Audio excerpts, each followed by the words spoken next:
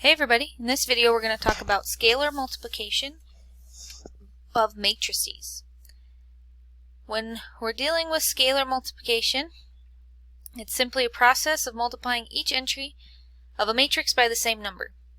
So if we want to find 3a, we take 3 and multiply it by the matrix 1, negative 2, 3, 6, 4, 12, 5 eighths. And what that equals is 3 times 1 for our first entry, which is 3.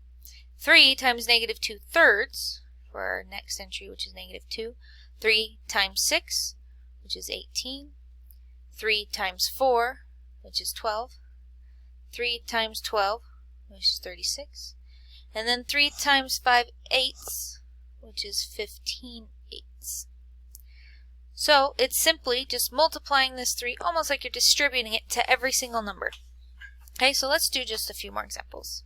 Given the matrix A and B, can we compute the following? 1/2 times matrix B.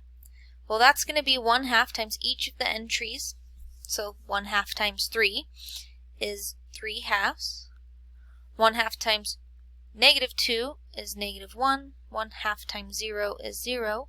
1/2 times 6 is 3. 1/2 times negative 4 is negative 2. 1/2 times 0.4 is what? Half of 0.4. That is 0.2. Now, negative 4 times A, we're just going to take negative 4 times each of the entries in A. So negative 4 times a positive 4 is negative 16. Negative 4 times a positive 3 is negative 12. Negative 4 times a 1/2 is negative 2. Negative 4 times 1 is negative 4. Negative 4 times 0 is 0.